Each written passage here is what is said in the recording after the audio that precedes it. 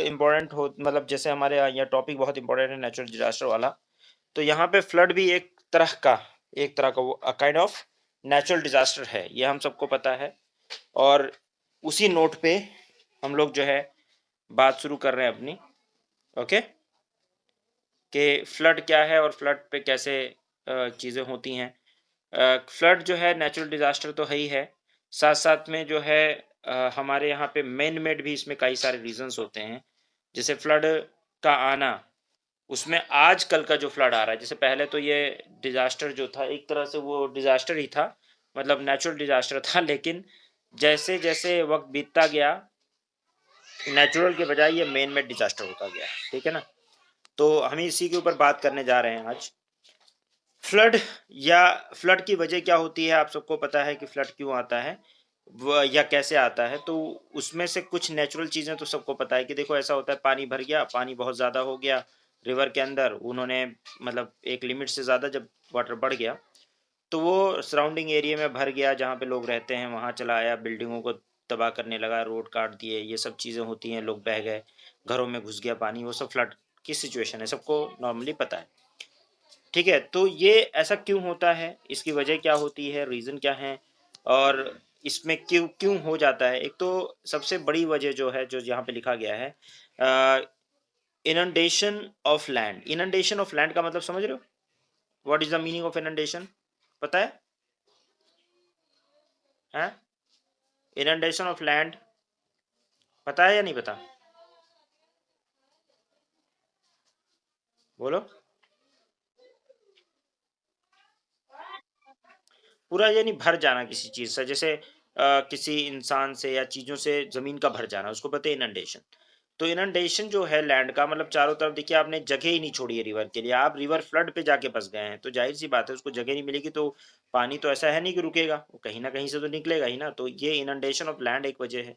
Indian monsoon climate है, बारिश भी काफ़ी ज़्यादा होती है। रेनफॉल कंसंट्रेशन लिमिटेड मंथ्स में होता है, ज़्यादा होता है, मतलब एक एक ही कुछ ही मंथ में होता है, लेकिन उस जब होता है तो बहुत ज़्यादा भी होता है। लार्ज नेटवर्क ऑफ रिवर्स है हमारे यहाँ, और possibility of flood and drought दोनों बनी रहती है, बारिश नहीं हुई ड्रॉट पड़ गया, या फ्लड, दोनों सिचुएशन हमारे यहाँ बनती है। फ्लड जो है वो उसके कुछ नेचुरल रीजंस हैं। नेचुरल रीजंस क्या हैं? हैवी रेनफॉल हो जाए, क्लाउड बर्स्ट हो जाए, लानीना का सिचुएशन हो, इन सारी सिचुएशन ये नेचुरल रीजन है। सब आपने पहले भी जानते हैं, हैवी रेनफॉल हमारे यहाँ होता है, हो जाता है, सबको पता है। क्लाउड बर्स्ट होता है, खासकर हिली एरियाज में होता है क्लाउड बर्स्ट, जैसे कि आप देखोगे लद्दाख वगैरह में, हिमालयन रीजन में ज़्यादातर क्लाउड बर्स्ट हो जाता है। उसके अलावा लानीना, जब कभी लानीना का मतलब क्या है कि जब कभी बहुत ज़्यादा बारिश होती है, ठीक है? जब बहुत ज़्यादा बारिश होती है तो लानीना सिचुएशन हो जाती, मैंने बताया था आप लोगों को कि वो ए एल नीनो का के अगेंस्ट जो चीज़ें होती हैं उसको, मतलब उसके उल्टी जो होती हैं उसको लानीना बोला जाता है, ठीक है ना? वहाँ पे कोल्ड करंट हो जब डेवलप होंगी, कहाँ पे? पेरुवियन कोस्ट पे दोबारा से, तो वहाँ पे उसको क्या बोलेंगे? लानीना सिचुएशन। इसमें खूब खूब ज़्यादा बारिश होती है। एल नीनो में हमें आपको पता है, मैंने बताया था कि बारिश नहीं होती है, लेकिन लानीना में बारिश होती है, बताया था ना? हमारे यहाँ मतलब अपनी इंडिया में, पता है ना? अब यहाँ देखिए नेचुरल रीजंस जो हैं इसके, नेचुरल रीजन जो है उसमें से एक तो बैड ड्रेनेज, तराई जो रीजन है वहाँ पे पानी आके मतलब एकदम रुक जाता है, फिर वहाँ से बढ़ नहीं पाता है, तो वहाँ चारों तरफ फैलने लगता है। बेसिन ट्रोपोग्राफी, जैसे पंजाब और हरियाणा की बेसिन ट्रोपोग्राफी है, मतलब कटोरा कटोरा लैंडस्लाइड टाइप से, फ्लड भर गया तो भर गया। नैरो, जहाँ पे रिवर वैली होती है, यानी पानी बहुत ज़्यादा है और रिवर वैली जो है नैरो है, तो उसमें क्या होगा कि अब उसको जगह ही नहीं मिल पा रही है, तो सराउंडिंग एरिया में फैलेगा ही फैलेगा, जैसे ब्रह्मपुत्रा वैली में। उसके अलावा आपका सिल्टेशन, रिवर बेड का सिल्टेशन हो जाता है, जैसे बहुत ज़्यादा अगर सेडिमेंट्स आ रहे हैं, बहुत ज़्यादा सेडिमेंट्स आ रहे हैं, तो सेडिमेंट जब अपने कोर्स को वो खुद ही लाके, जैसे सेडिमेंट आते हैं तो जिस कोर्स में वो बह रही है, वहाँ पे सेडिमेंट लाके वो उसको कोर्स को ही मतलब वहाँ ज़मीन बना देती है, प्लेन बना देती है और खुद दूसरी डायरेक्शन में मुड़ जाती है। उसका कोर्स चेंज होता रहता है, और ऐसा तब होता है जब हैवी सेडिमेंटेशन होता है, सिल्टेशन होता है रिवर बेड का। और जब ऐसा हैवी सेडिमेंटेशन और सिल्टेशन होता है तो ऐसा कोसी में, दामोदर में, यहाँ सब कुछ ज़्यादा होता है। तो कोसी को इसीलिए सौरव बिहार कहते हैं कि उसका पता ही नहीं कब किधर मुड़ जाएगी। पता चला आप इधर रह रहे हो, उधर से आती भी नहीं थी पानी, उधर वो खूब सारा डिपॉजिट लाई, वो उसने डिपॉजिट डाल दिया एक साइड में जाके, अब उधर जहाँ वो जा रही थी उस डायरेक्शन में जाने के बजाय वो मुड़ गई, अब मुड़ी तो पानी सारा आपकी तरफ आने लग गया जहां आपका हैबिटेशन है। अब क्या होगा? अब तो कहानी डिस्टर्ब हो गई ना, क्या हुआ? हाँ यार, तो रुक जा। अबे जाओ, पढ़ाई ली।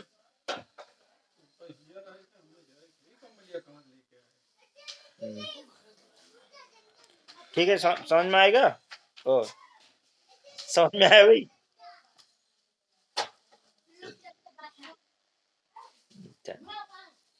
तो सिल्टेशन हो जाता है। उसके अलावा landslide in the river course, अगर रिवर कोर्स में लैंडस्लाइड हो जाए तो वहां पे भी वो अपना डायरेक्शन चेंज कर सकती है, कुछ ऐसा।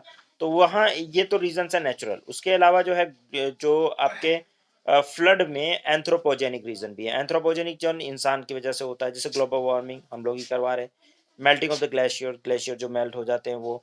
डिफॉरेस्टेशन है, डिफॉरेस्टेशन जो होता है हमारे यहाँ पेड़ जो है, डिफॉरेस्टेशन है, सिल्टेशन है, लोअर मतलब हम लोग काफ़ी ज़्यादा मतलब वो काटते हैं, पेड़ वेड़ काटते हैं। उससे क्या होता है कि सॉइल इरोजन होता है, सिल्टेशन होता है, लोअर चैनल कैपेसिटी जो है वो कम हो जाती है। यानी कि ऐसी कई सारी वजह है।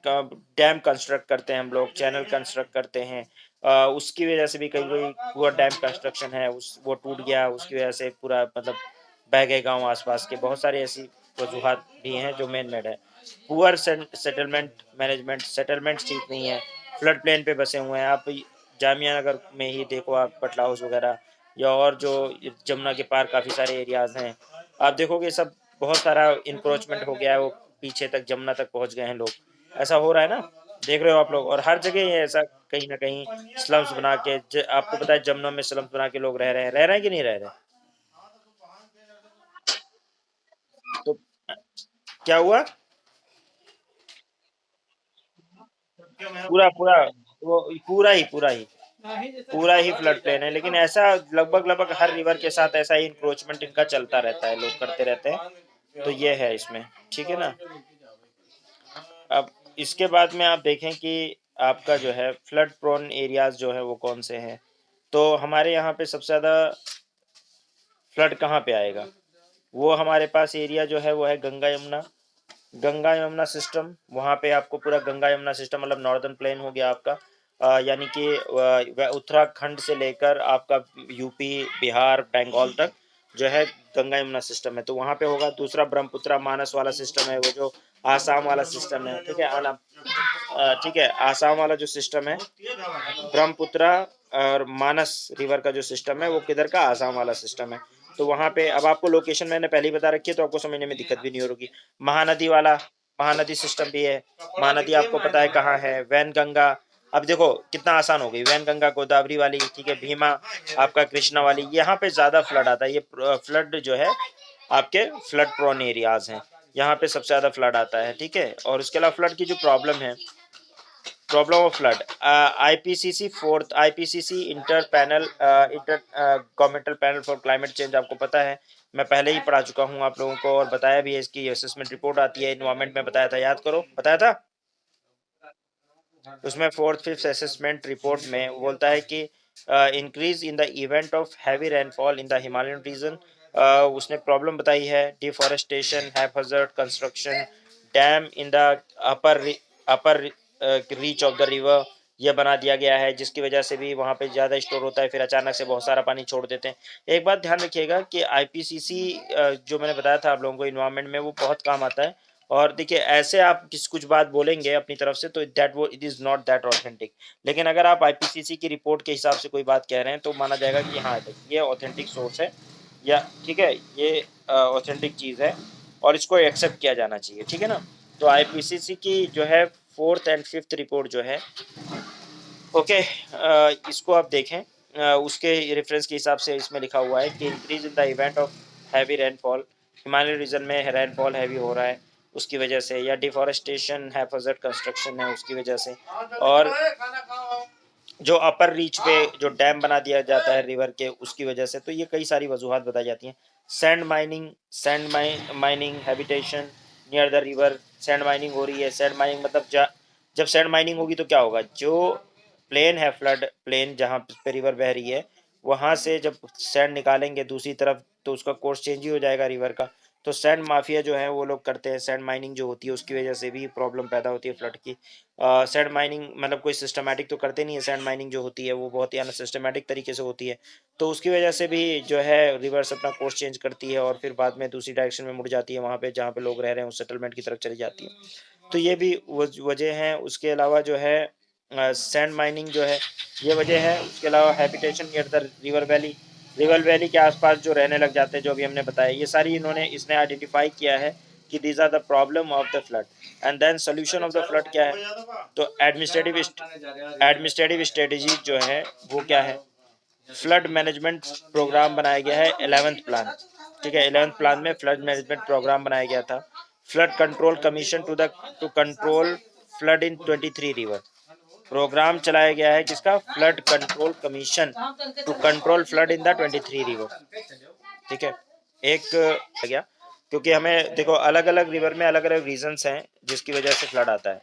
तो ये सोच समझ के देखा गया कि उसको स्टडी की गई प्रॉपर कि कौन से रिवर में किस वजह से फ्लड आता है। फिर उस उन कॉज को देखने के बाद, आइडेंटिफाई करने के बाद, कंट्रोल करने के लिए 23 रिवर्स के ऊपर ये प्लान बनाया गया। ठीक है, information exchange from the Nepal, China, volume of water in the river. देखो हमारे यहाँ पता है क्या होता है, जब फ्लड आता है कभी भी, तो फ्लड पे पानी आ रहा है, तो अगर वो अर्ली इन्फॉर्मेशन दे दें, टाइमली अगर हम उनसे बात कर लें और वो टाइमली हमें इन्फॉर्मेशन दे दें, तो यहाँ पे हम अपने आप को प्रिपेयर कर सकते हैं। क्योंकि अचानक से वो वहाँ पे पानी ज़्यादा आ जाता है और वो छोड़ देते हैं और हमारे प्लेन्स में पानी आ जाता है। कई बार हमारे पास हमारी तरफ जो है नेपाल जो पानी छोड़ता है, उसकी तरफ से जो मतलब खासकर यूपी और बिहार वाला जो एरिया है, यहाँ पे नेपाल से ही पानी आता है। कोसी देखते हो, देखो मैंने कोसी का बताया था आपको कि घाघरा है या कोसी है, गंडक है, ये सब नेपाल की साइड से ही आ रही हैं। तो वहाँ से जो बड़ी रिवर्स हैं, बड़ी रिवर स्ट्रीम आ रही है। मान लो कोसी के अंदर वो पहले वो सब कोसी है, फिर त्रिवेणी है, उसके बाद में कोसी है। अब अगर ये लोग क्या करें कि पहले ही हमें इन्फॉर्मेशन मिल जाए कि भाई त्रिवेणी में पानी बढ़ा है बहुत ज़्यादा, ठीक है, और वहाँ फ्लड आ सकता है, तो कुछ प्रिपरेशन तो हो जाएगी, होगी कि नहीं होगी? चाइना में ब्रह्मपुत्र से अगर अब में पानी बहुत ज़्यादा बढ़ा है, अगर चाइना से कोऑर्डिनेशन हो जाए, चाइना बता दे कि भाई वॉल्यूम ऑफ वाटर जो है वो इस तरह से बढ़ रहा है यहाँ पे, और फिर हमें मिल जाए इन्फॉर्मेशन रियल टाइम, तो हम नीचे अपने आप को प्रिपेयर कर सकते हैं ना? उसके अलावा हर चीज़ में समझ में आ रही है बात? और हम लोग क्या कर सकते हैं सॉल्यूशन फ्लड के लिए? क्या है, बहुत आसान सा सब्जेक्ट टॉपिक है ये। फॉरेस्टेशन करें, फॉरेस्टेशन रिवर बैंक पे, क्योंकि आपको पता है कि वो सॉइल इरोजन से रोकेगा और फ्लड आने से रोकेगा, बहुत सारी फायदे हैं, कट करेगा वेव्स को। तो ये है फॉरेस्टेशन जो है वो अगर रिवर बैंक पे किया जाए, बेटर सेटलमेंट मैनेजमेंट किया जाए ठीक से, वाटर सेट मैनेजमेंट ठीक से किया जाए, रेन वाटर हार्वेस्टिंग की जाए, कंस्ट्रक्शन डैम और कैनाल के ठीक से कंस्ट्रक्शन किया जाए, ठीक से मतलब एक प्लान्ड वे मैनर में अगर कोई चीज़ होती है तो इतना कोई दिक्कत नहीं होगी। अगर लेकिन अगर हम लोग वाटर मैनेजमेंट की जगह वाटर मैनेजमेंट और रेन वाटर हार्वेस्टिंग करें, रादर देन कि हम लोग जो है ये करते हैं कंस्ट्रक्शन डैम और बड़े-बड़े चैनल जो बनाते हैं, उसके बजाय अगर हम हर रेन वाटर वाटर का ठीक से मैनेजमेंट करें, तो भी ठीक हो जाए। और मैं अगर डैम बना भी रहे हैं, कैनाल बना भी रहे हैं, तो उसको that should be properly managed, ठीक है? उसका तो एक तरीका होना चाहिए कि भई इस तरह से आप वो बनाएँगे, एक तरीका प्लान्ड वे में अगर आप करेंगे तो कोई दिक्कत नहीं होगी। लेकिन जब आप प्लान्ड वे में नहीं करते, आप हैज़ार्ड मैनर में करते हो, तो फिर दिक्कत होती है। हाँ बेटा, कहाँ जा रहे हो? ठीक है? बात आ गई समझ में? तो हमने 2 चीज़ें देखी, फ्लड पहले देखा कि फ्लड क्या है, फ्लड बहुत आसान सी चीज़ है। फ्लड के बाद हमने देखा कि क कौन-कौन सी रिवर में है, तो उन रिवर का एरियाज़ आप लिख दीजिए अगर एग्ज़ाम में आता है तो, कि कौन-कौन से रिवर में ऐसा फ्लड है। उसके लिए हम लोगों का अभी रिसेंट प्रोग्राम जो है वो कौन से चल रहे हैं, रिवर मैनेजमेंट है या फ्लड मैनेजमेंट प्रोग्राम है, that you can write over there, तो हो जाएगा काम। ठीक है ना भई? आसान है, बस ये कुछ सॉल्यूशन लिखने के लिए आएगा और कुछ प्रॉब्लम क्या है, कौन-कौन सी रिवर्स में ज़्यादा है, और करंट न्यूज़ देख लीजिएगा कि करंट न्यूज़ में जैसे कोई कहीं पे फ्लड आता है, क्या है, तो उसको मेंशन कर दीजिएगा, बस काफ़ी है। गेटिंग?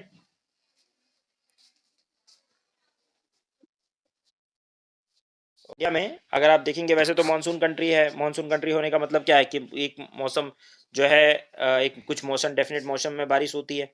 हमारे यहाँ गर्मियों में बारिश होती है, कुछ कन्फाइंड महीने हैं जैसे जून से शुरू होकर मान लीजिए जुलाई, अगस्त, सितंबर, बस इससे ज़्यादा तो बारिश होती नहीं है। उसके अलावा ठंडियों में बारिश होती नहीं है, वैसे वेस्टर्न डिस्टर्बेंस की वजह से कुछ हो जाए या फिर रिट्रेटिव मानसून की वजह से चेन्नई वगैरह में हो जाए, वो एक अलग बात है। तो रेनफॉल जो है वो हमारे यहाँ जो है एवरेज रेनफॉल फिर भी ओवरऑल अगर देखा जाए तो लगभग 100 सेंटीमीटर है, आपको पता है ये बात, है कि नहीं? है ना? लेकिन अगर रेनफॉल जो है वो लेस देन और इक्वल टू जो है 75 सेंटीमीटर हो जाए, लेस देन 60 सेंटीमीटर अगर हो जाता है रेनफॉल, तो क्या हो जाएगा वो रेन लेस, हम कहेंगे रेनफॉल लेस हो रहा है या इक्वल टू अगर 75 और लेस देन 60 सेंटीमीटर हो जाए तो ड्रॉट की कंडीशन मानी जाती है।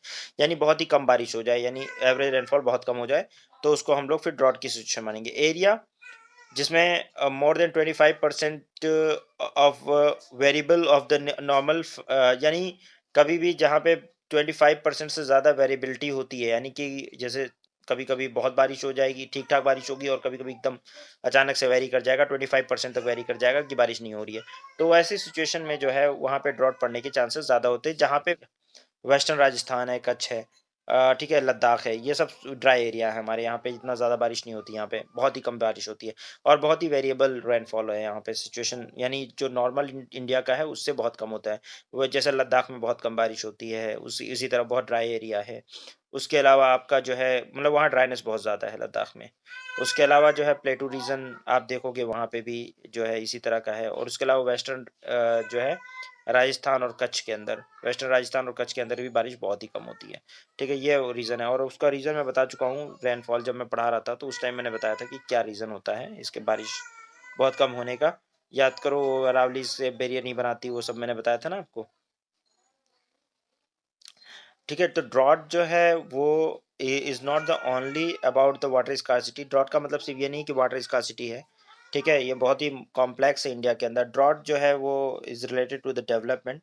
ड्रॉट अगर नहीं होगा तो एग्रेरियन पॉवर्टी आएगी, एग्रेरियन पॉवर्टी आएगी तो हाई आईएमआर होगा, यानी infant mortality rate, high MMR होगा, मदर मोर्टिलिटी रेट या maternal mortality rate. Low literacy होगी, ठीक है? क्योंकि हमारे यहाँ एग्रीकल्चर इकोनॉमी रही है अभी तक। ड्रॉट पड़ने से बहुत बहुत सारी प्रॉब्लम आती है, यानी पूरी सोशियो इकोनॉमिक स्ट्रक्चर हमारा डिस्टर्ब हो जाता है ड्रॉट से। ये हम लोग बहुत पहले से ये फेस करते हुए आ रहे हैं, कोई नई बात नहीं है इस तरह के चैलेंज। ड्रॉट जो है वो सिर्फ फार्मर को इफेक्ट नहीं करता, वो हम जो है अ, हमारी पूरी इकोनॉमी को भी इफेक्ट करता है। ड्रॉट जो है वो इफेक्ट करता है फार्मर को, अगर वो प्रिपेयर्ड ना हो तो ज़्यादा इफेक्ट करता है। इकोनॉमिक स्टेटस फार्मर का देखा जाए, इरिगेशन फैसिलिटीज़ नहीं है, अल्टरनेट लाइवलीहुड नहीं है, तो बहुत ज़्यादा इफेक्ट कर देगा फिर। अगर ये सब हैं तो फिर उतना इफेक्ट नहीं करेगा, ठीक है? जितना मतलब ये इन प्रिपेयर्ड ना होने पर इफेक्ट करता है ये। तो ड्रॉट से हमें लड़ने के लिए तैयार गवर्नमेंट करती है, बहुत सारी स्कीम्स भी गवर्नमेंट चलाती है, बहुत सारी फैसिलिटीज़ देती है, वो सारी चीज़ें चलती रहती हैं। अगर ड्रॉट से लड़ना है तो क्या होगा, एक तो एग्रीकल्चर इनकम जो है हमारी है, तो उसको देखेंगे कितनी एग्रीकल्चर इनकम है, फिर उसको हम कैसे मतलब एग्रीकल्चर इनकम को कैसे इंक्रीज़ कर सकते हैं, या कुछ ड्रॉट रेजिस्टेंट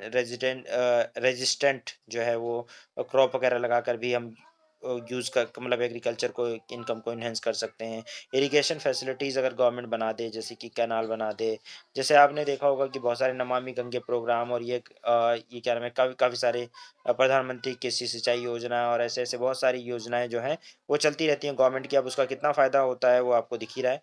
लेकिन मतलब ऐसी स्कीम्स पे इरिगेशन फैसिलिटीज़ वगैरह देकर, ट्यूबवेल और ये वो सारी फैसिलिटीज़ देकर हम लोग जो है उससे लड़ने की कोशिश कर सकते हैं। अल्टरनेट लाइवलीहुड, अगर मान लीजिए फिर भी बारिश एकदम इस तरह से है कि खेती नहीं हो सकती है, तो फिर एग्रीकल्चर इनकम है नहीं, खेती हो नहीं सकती, इरिगेशन फैसिलिटी हम लोग उतनी नहीं दे पा रहे, तो फिर क्या सिचुएशन बनता है कि एक अल्टरनेट लाइवलीहुड दे दिया जाए। अल्टरनेट लाइवलीहुड अगर दे दिया जाएगा तो ज़ाहिर-सी बात है वो फिर उनके लिए बढ़िया काम हो जाएगा। मतलब कुछ काम खेती के अलावा जब नहीं उसमें कुछ हो पा रहा है, मान लो उस जगह पे ड्रॉट पड़ रहा है बार-बार, बार-बार और सिचुएशन से लोग नहीं निपट पा रहे हैं, तो कम से कम उनके पास एक लाइवलीहुड का सोर्स दूसरा होना चाहिए। वो आर्टिसंस में या किसी चीज़ में हो सकता है।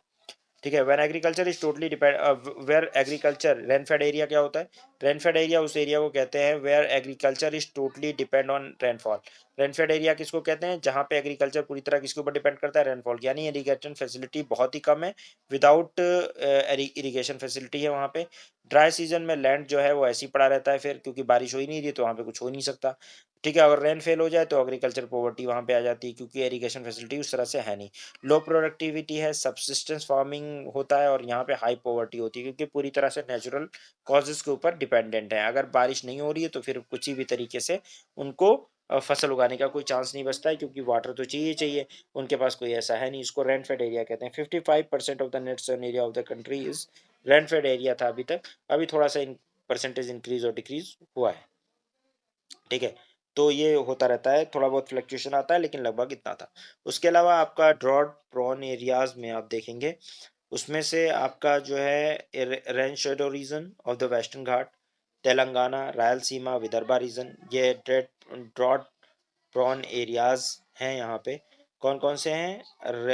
Rain shadow region of the western Ghat, Telangana, Rayalaseema, ठीक है, ये रीजन है। और ये सारे रीजन बताने की मुझे जरूरत नहीं है क्योंकि फिजियोग्राफी मैं बता चुका हूँ। उसके अलावा मालवा प्लेटू भी है, यहाँ पे भी मैंने पहले ही बताया था सूखा काफी पड़ता है। बुंदेलखंड मेवाड़ वाला रीजन जो है ईस्टर्न इंडिया के अंदर हाई रेनफॉल होता है, लेकिन मिसयूज होता है या अंडर यूज होता है वाटर रिसोर्सेज का। एडमिनिस्ट्रेटिव लैब्स हैं, अंडर डेवलपमेंट इरिगेशन वर्क है वहाँ पे। तो ये रीजंस हैं। उसके अलावा जो है आपका नॉर्थ ईस्टर्न इंडिया के अंदर वेटेस्ट पार्ट ऑफ इंडिया है, यहाँ पे सबसे ज़्यादा बारिश होती है, लेकिन वाटर स्टोरेज फैसिलिटी ना होने की वजह से यहाँ पे भी स्कार्सिटी वाटर की हो जाती है, ठीक है। गेटिंग? ड्राई सीजन मतलब विंट जो होता है, वाटर जो होता है वो उसकी शॉर्टेज होती है ड्राई सीजन में अक्सर, ठीक है, क्योंकि स्टोरेज नहीं है। बारिश जब होती है तो बहुत होती है, लेकिन जब नहीं होती तो बिल्कुल जब ड्राई सीजन होता है तब बिल्कुल नहीं होती, और उस समय स्टोरेज है नहीं तो फिर दिक्कत होती है। North east India wettest part होने के बावजूद तो ऐसी प्रॉब्लम फेस करता है, ठीक है। Rainfed areas produce 50% of the India's grain production, 90% of the pulses and mills production. ये बहुत ज़्यादा है, ये मतलब डेटा वेरी करता रहता है, आप लोग देख लीजिएगा अभी रिसेंट डेटाज कि रेनफेड एरियाज जो है वहाँ से 50% ऑफ इंडियाज ग्रेन आ रहा था और 90% of the pulses and mills आ रहा था production. Most of the cash crop जो होता है वो industrial crop exclusively from these areas. जो बहुत सारे क्रॉप्स हैं वो इंडस्ट्रियल क्रॉप्स हैं, वो एक्सक्लूसिवली इसी एरिया से आ रहे हैं, ठीक है, रेनफेड एरिया से। फूड सिक्योरिटी के लिए बहुत इंपॉर्टेंट है इंडिया के लिए, क्योंकि हम लोग बहुत ज़्यादा इरिगेशन की फैसिलिटीज देकर ही एकदम नहीं करा सकते, हम इतने एडवांस नहीं है। और उसके अलावा बहुत सारी दिक्कतें भी हैं कि अगर हम सिर्फ इरिगेशन करा करा के दे देकर मतलब अलग तरीके से ट्यूबवेल वगैरह के थ्रू सिंचाई कर कर कर ही अगर हम कर रहे हैं तो एक महंगा भी पड़ता है, इकोनॉमिक वायबिलिटी भी नहीं है, और ग्राउंड वाटर का डिप्लेशन भी होता है, और भी बहुत सारी दिक्कतें आती हैं उसमें। उसके अलावा home of 66% of the lively stock population India, India जो है 60% लाइव स्टॉक पॉपुलेशन का होम है, यहाँ पे 66%। मैक्सिमम पोटेंशियल लाइवलीहुड एक्सपेंशन में है, अगर ड्रॉट एरियाज में मतलब रेनफेड एरियाज में बारिश जो है वो कम हो रही है और बारिश नहीं हो पाई है, तो फिर एनिमल हस्बेंड्री एक अल्टरनेट इनकम रिसोर्स हो सकता है लोगों के लिए, ठीक है। उसके अलावा most of the farmers grow, यहाँ पे क्या है प्रॉब्लम है रेनफेड एरियाज की, ये है क्योंकि मोस्ट ऑफ द फार्मर जो है वो कैश क्रॉप ग्रो करते हैं। कैसे क्रॉप ग्रो करते हैं? कैश क्रॉप, यानी कैश क्रॉप ऐसे जैसे कि मतलब जो कि बहुत सेंसिटिव क्रॉप्स हैं, जैसे आपका कॉटन है, ग्राउंड नट है, टबाको है। अगर क्रॉप फेल हो जाता है तो ये इनकी परचेजिंग पावर जो है कम हो जाती है, और हंगर मल नरिशमेंट शुरू हो जाता है। लो ह्यूमन डेवलपमेंट होता है, यहाँ पे क्या होता है? लो ह्यूमन डेवलपमेंट होता है। गेटिंग? ओके। एरिड, ठीक है, एरिड सेमी एरिड रीजन जो है प्रॉब्लम क्या है? एरिड और सेमी एरिड रीजन जो है यहाँ पे बारिश ही कम होती है, और बारिश कम होती है, फॉलो लैंड पड़ा होता है, और सॉइल इरोजन वगैरह होता रहता है। पेनिसुलर रीजन जो है उसमें कैनाल कंस्ट्रक्ट करना बहुत ही डिफिकल्ट है, वेरी डिफिकल्ट है। लो ग्राउंड वाटर लेवल भी बहुत ही लो है, तो यहाँ पे इरिगेशन फैसिलिटी प्रोवाइड करना भी कोई आसान काम नहीं है। तो रेनफेड एरियाज मतलब दिक्कतें यह है कि इन वजह से रेनफेड एरियाज होते हैं कि भाई हम वहाँ पे कोई इरिगेशन का इंतजाम करना बड़ा मुश्किल काम है, इसलिए वहाँ पे वो रेनफेड एरियाज ही हैं। वहाँ पे जितने में हम इरिगेशन का इंतजाम करेंगे उतने में मतलब पता चलेगा हम कहीं से बाहर से अनाज खरीद लेंगे या उससे भी कम, बहुत कम में खरीद लेंगे। लेकिन अगर हमने वहाँ डेवलप करने की इरिगेशन फैसिलिटी कोशिश की रेनफेड एरियाज में, कुछ कुछ ऐसे एरियाज हैं, तो हमारा 10 गुना प्रोडक्शन बढ़ जाएगा। तो ये मसला है, ठीक है, प्रोडक्शन कॉस्ट बढ़ जाएगी, मतलब प्रोडक्शन कॉस्ट 10 गुना बढ़ जाएगी। तो ये एक दिक्कत है। रेनफेड एरियाज जो हैं वो more than 40% of India's PPL population rainfed areas में ही रहती है, क्योंकि वहाँ पे जब बारिश नहीं होती तो बेचारे वो गरीब हो जाते हैं। Most of them are landless labours, वहाँ पे ना उनको काम वाम नहीं मिलता, तो ऐसे ही पड़े रहते हैं। If the farmer of the rainfed area are strengthen, much of the poverty India will be reduce. अब यहाँ पे यह है कि अगर जो रेनफेड एरियाज हैं, अगर वहाँ के जो वो हैं मतलब फार्मर जो हैं उनको अगर स्ट्रेंथन कर दिया जाए, उनको अगर पावर दे दी जाए, तो समझ लीजिए कि इंडिया की जो पॉवर्टी है वो काफ़ी हद तक रिड्यूस हो जाएगी, ठीक है। Okay, implication of the drought, land abounding, soil erosion, land abounding and soil erosion, ये जो है implications हैं इसके, छोड़ा पड़ा रहता है, soil erosion होता रहता है, land ऐसी खाली पड़ा रहता है, और इसकी वजह से प्रोडक्शन और प्रोडक्टिविटी सब कम होती है, प्रोडक्टिविटी भी लो होती है, ठीक है। Poverty, most of the and small marginalised farmer live in the drought prone areas, prone areas के में, ड्रॉट प्रोन एरियाज में कौन लोग रहते हैं? बहुत ही स्मॉल मार्जिनलाइज्ड फार्मर ही रहते हैं, क्योंकि सॉरी, क्योंकि बड़े जो किसान हैं, बड़े जो किसान होते हैं उनके पास तो फैसिलिटीज़ होती हैं, ठीक है। तो जो छोटे किसान होते हैं उन्हीं लोगों को उसके साथ दिक्कतें होती हैं, बेचारे किसी तरह से सर्वाइव कर रहे होते हैं, तो उनके पास मसला होता है, जो कि जो कौन से वो हैं, अगर मार्जिनलाइज्ड फार्मर हैं तो उनके पास इरिगेशन फैसिलिटीज़ वगैरह हो नहीं पाती हैं अक्सर, तो वो बेचारे ज़्यादा सफ़र करते हैं, ये है। सॉल्यूशन क्या है? इरिगेशन फैसिलिटी को बढ़ाया जाए, वही बात।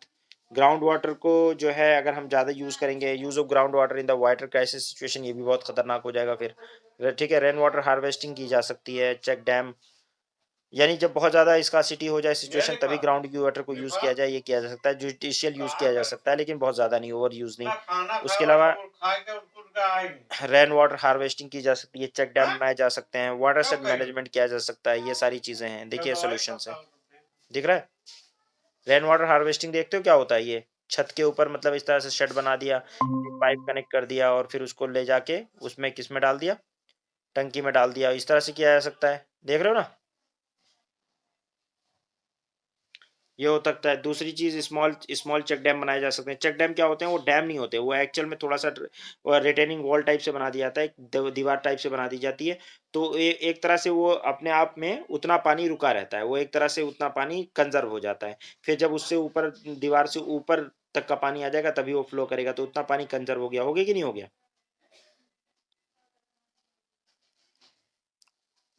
एक लिमिट तक पानी के ऊपर मतलब वॉल बना दिया गया, तो उसमें क्या है, उतना पानी जैसे वो लिखते हैं पॉन्ड टाइप से बन जाएगा।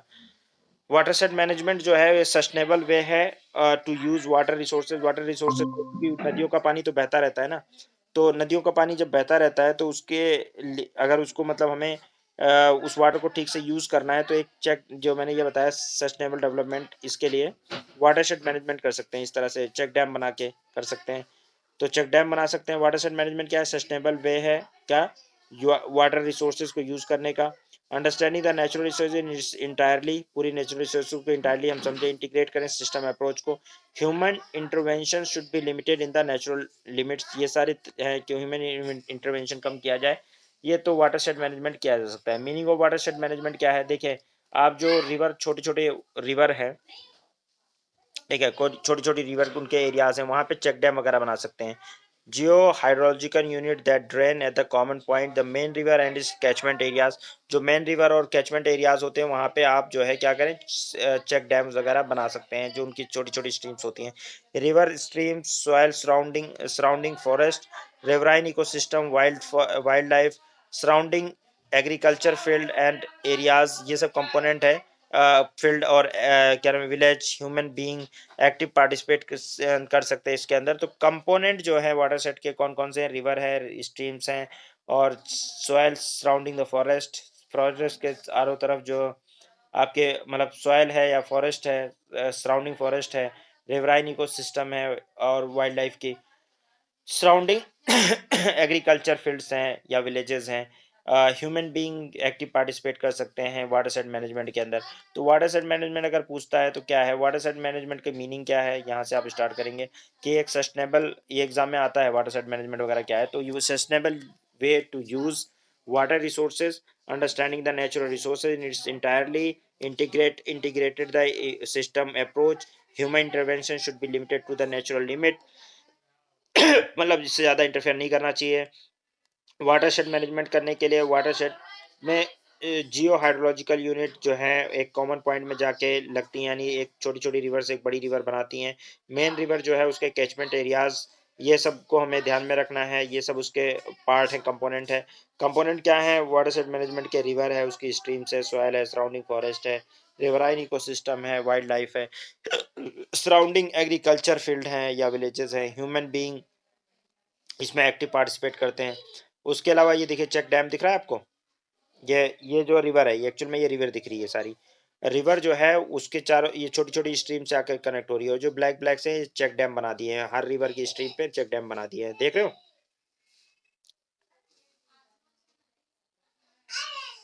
ठीक है? दिख रहा है? आवाज़ आ रही है?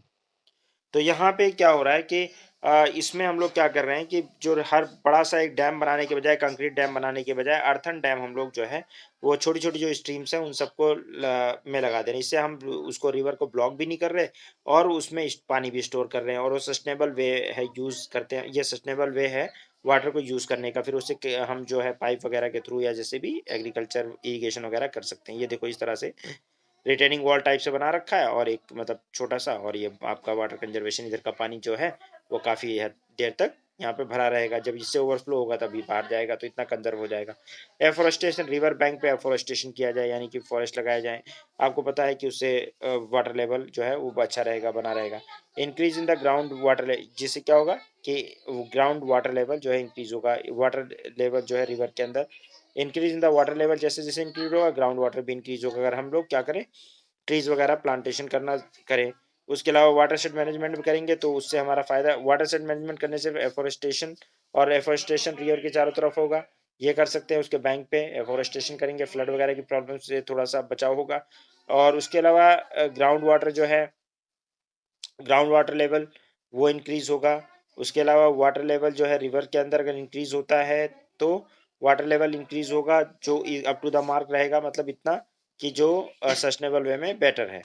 उसके अलावा सॉइल कंजर्वेशन होगा, क्योंकि फ्लड नहीं आएगा, तो सॉइल कंजर्वेशन उस हिसाब से, मतलब अगर मैनेज्ड है तो सॉइल कंजर्वेशन भी होगा, इरोजन नहीं होगा सॉइल का। ठीक है? एंटायर एरिया जो है वो ग्रीनर रहेगा। तो वाटरशेड मैनेजमेंट के काफ़ी सारे फ़ायदे हैं। वाटरशेड मैनेजमेंट जो है प्रोग्राम 1973 के अंदर शुरू किया गया था। 2009 एंड 10 में भी इसके ऊपर बात होती रही है, और भी अभी भी बात होती रहती है कि drought prone area program plus desert development program, integrated watershed management program, watershed development program, इन सबको लेकर सीधे बना दिया गया इंटीग्रेटेड वाटरशेड मैनेजमेंट प्रोग्राम। ये बनाया गया है वाटरशेड मैनेजमेंट इंडिया में, वाटरशेड मैनेजमेंट प्रोग्राम। ठीक है? वाटरशेड मैनेजमेंट प्रोग्राम बनाया गया है।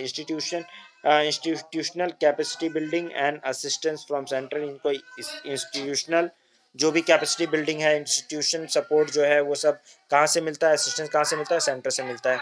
ठीक है? Successful water set management experiment कई जगहों पे हम लोगों ने किया है। जैसे अरवारी प्रोजेक्ट है in Rajasthan, under the Rajendra Singh and Tarun Bharat Sangh.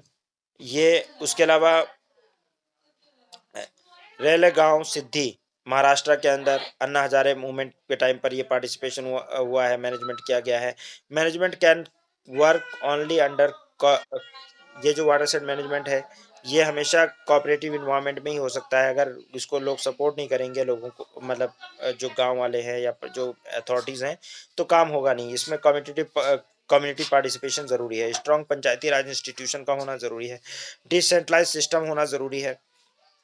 ये सारी होती है। इसमें हम लोकल लोगों को पार्टिसिपेशन करते हैं, लोकल पॉपुलेशन वगैरह का पार्टिसिपेशन करते हैं कि भाई आप लोग भी एफॉरेस्टेशन करिए, चेक डैम बनाइए। ठीक है? वाटरशेड मैनेजमेंट में काफ़ी ज़रूरी है। उसके अलावा better soil and water availability, better production, ये सारी चीज़ें हो सकती हैं। बेटर इनकम जनरेट होगा, इन्वाम ठीक है? इसमें इन्वायरमेंट और इकोलॉजिकल बैलेंस, ये इन्वायरमेंट एंड इकोलॉजिकल बैलेंस इससे बनेगा। ठीक है? तो ये सारी चीज़ें हैं। वाटरशेड मैनेजमेंट के काफ़ी सारे बेनिफिट भी हैं, जैसे वाटर अवेलेबिलिटी इंक्रीज होगी, मल्टीपल क्रॉप एक ईयर में उगाए जा सकते हैं, इनकम इंक्रीज होगी इससे। और इनकम इंक्रीज अगर होती है मॉडर्न इनपुट्स वगैरह के साथ, एग्रीकल्चर प्रोडक्टिविटी इंक्रीज होगी। ठीक है? फॉडर अवेलेबिलिटी इंक्रीज होगी, और मोर जो है मिल्क वगैरह की क्वालिटी इंप्रूव होगी, एनिमल्स वगैरह की। ये है, तो ये हमने देख लिया कि पॉवर्टी से अगर लड़ना है तो इरिगेशन एक फैसिलिटी हो सकती है, एक तरीका हो सकता है इसका। इसके अलावा जो है हम एग्रीकल्चर जो है एनिमल हस्बेंड्री कर सकते हैं, है ना? Animal husbandry can be a way. ठीक है? फॉर दिस एग्रो फॉरेस्ट्री वगैरह कर सकते हैं, सेरिकल्चर है, बी कीपिंग है। ठीक है ना? उसके अलावा डेयरी, मीट और पोल्ट्री वगैरह, ये भी हम यूज़ कर सकते हैं। Okay? Food processing industries, handicraft, tourism, इसको भी यूज़ किया जा सकता है। तो ये सब सॉल्यूशंस हैं for alternate employment in the rural areas, we can provide the alternate employment in the rural areas, ये भी चीज़ हो सकती है. Connectivity, transportation, networking 24/7, electricity requirement ये कर सकते हैं. Facility of the crop insurance, formal banking, ठीक है, caution against the, ये अगर formal banking होती है and कॉर्पोरेट ये क्रॉप इंश्योरेंस वगैरह होता है, तो अगर बाई चांस क्रॉप फेलियर हो जाता है तो you will get the money of the insurance, तो ये भी चीज़ इसके अंदर है. ओके, इकोनॉमिक क्राइसिस के टाइम पे गार्डिंग, तो ये अल्टरनेट लाइवलीहुड का भी एक हम पॉइंट डाल सकते हैं इसमें. उसके अलावा एग्रीकल्चर इनकम इंक्रीज करने की बात बार बार आती ही है. Agro practice in the drought prone areas, तो यहाँ पे development of the agro infrastructure, check dam, tank, rain water harvesting system, ठीक है, वेल ट्यूबवेल्स वगैरह, कोल्ड स्टोरेज, ये सब बना सकते हैं. Use of the soil conservation technique हम यूज़ कर सकते हैं. और तो सॉइल इससे जो है हो सकता है. चॉइस ऑफ क्रॉप भी हम देख सकते हैं कि जहाँ पे ज़्यादा वाटर की ज़रूरत ना हो ऐसे क्रॉप्स लिए जाएँ, वाटर इंटेंसिव क्रॉप ना लगाए जाएँ, ठीक है ना. जैसे क्रॉप लाइक राइस है, कॉटन है, शुगर कैन है, ये जो है कैसे क्रॉप हैं, ये वाटर इंटेंसिव क्रॉप है, तो इनको ना किया जाए. और लेस वाटर जहाँ पे ज़रूरत है, मिल्ट्स, ज्वार, बाजरा, रागी, इन पे तो इनको यूज़ किया जाए. ऐसी जगहों पे ड्रिप इरिगेशन वगैरह की जा सकती है. ड्रिप इरिगेशन मतलब यहाँ पे जड़ों में सिर्फ इरिगेशन होती है. स्प्रिंकलर्स लगाए जा सकते हैं, चाहे दूर दूर तक थोड़े से पानी में स्प्रिंकलर्स हो सके, ये सारी चीज़ें हो सकती हैं. इंडिया में लिमिटेड इरिगेशन पोटेंशियल है. There will be some areas out of the irrigation network, बहुत सारे एरियाज हमेशा आउट ऑफ इरिगेशन नेटवर्क रहेंगे. We are not able to cover the whole India with the irrigation facilities because as for now. तो risk of यहाँ पे दिक्कत है. तो रिस्क डाइवर्सिफिकेशन, आपका सिल्वीज ये है, पोस्टल सिस्टम है, ठीक है, ये सारी चीज़ें कर सकते हैं. इसके अलावा जो है ड्रॉट रेजिस्टेंट वैरायटी उसकी क्रॉप की यूज़ कर सकते हैं. कंजर्वेशन ऑफ द सॉइल को हम उसके तरह में जो है सॉइल मल्चिंग बोलते हैं इसको. यहाँ पे घास पूरा डाल देते हैं वहाँ पे, उससे क्या होता है कि नमी रिटेन रहती है, तो सॉइल मल्चिंग वगैरह कर सकते हैं. सॉइल का कंजर्वेशन, नमी मतलब कंजर्व कर रख सकते हैं.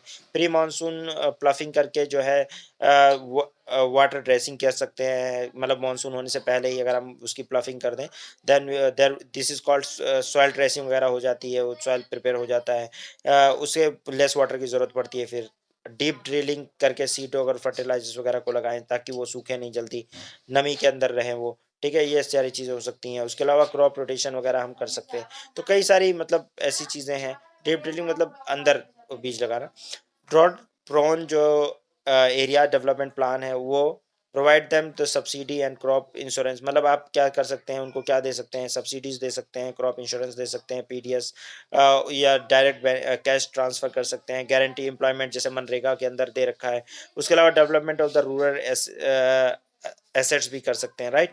ये है. तो फ्लड हो गया, फ्लड प्रोन एरियाज हमने देख लिया, फ्लड की प्रॉब्लम देख ली, सोल्यूशन देख लिया, ड्रॉट देख लिया, ड्रॉट प्रोन एरियाज और क्या नाम है आपका रेनफेड एरियाज देख लिए.